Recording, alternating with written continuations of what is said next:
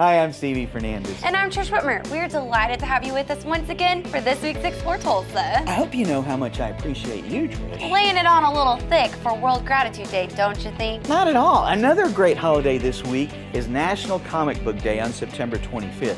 We could be comic superheroes, Trish, traveling the streets of T-Town defending good from evil. I don't know about that, but what we could do is introduce everyone to Richard Hight, an inspiring artist whose work is not only amazing, but is also used to help others find their unique talents.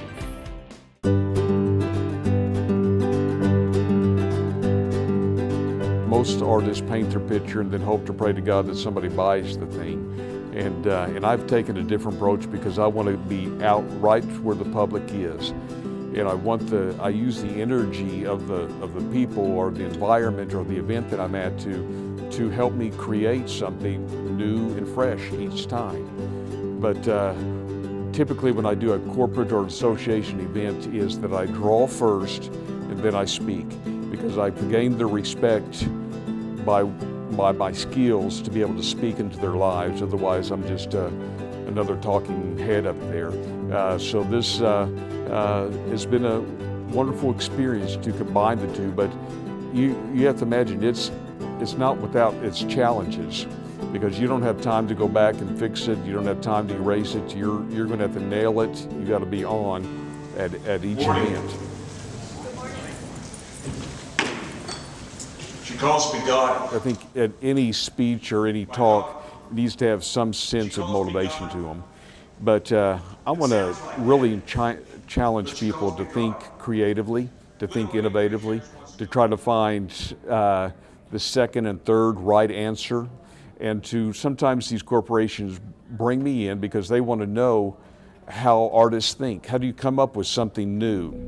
And because sometimes the biggest failure is building upon past success and living on success of years past, and they've never created anything new or to that. And so, again, a lot of companies bring me in to find that uniqueness of how to come up with doing innovative ideas.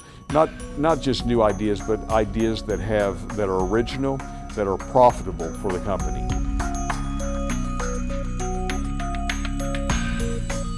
Well, I feel that I'm in the right place at the right time because I'm serving my gifts to this particular audience, and that's not an ego thing. It's just I'm serving where I'm supposed to be, and that's why I enjoy being in front of as many people as I possibly can, because it's a unique message. It's a different message. It's a message that challenges people to find who they are and their uniqueness. It's just being faithful to the gifts in which I have, and not trying to be somebody that I'm not or anything else. I love just to tell the stories, because it's within the stories that people can relate to. They find something they connect to, and then I can hold them to the conclusion and take them to where I want to lead them to. My daughter, she calls me God. It sounds like Daddy, but she calls me God. Little Avery has what's known as Down syndrome. It's no big deal. It's just a part of who she is, a part of who she is. But you don't always understand what little Avery's saying. But being her father, I know her world, and I can pretty much decipher where she's going with me. She is very much to me an inspiration, as her brother is, or really any child is, because as an artist you want to get back to that childlike wonder, to have that magic wonder. That's really where the joy is, because sometimes when we become older, you know, those opportunities begin to narrow, and it's the joy of having those wow experiences, you know, not just another day, not just going to work, but having those life-changing moments.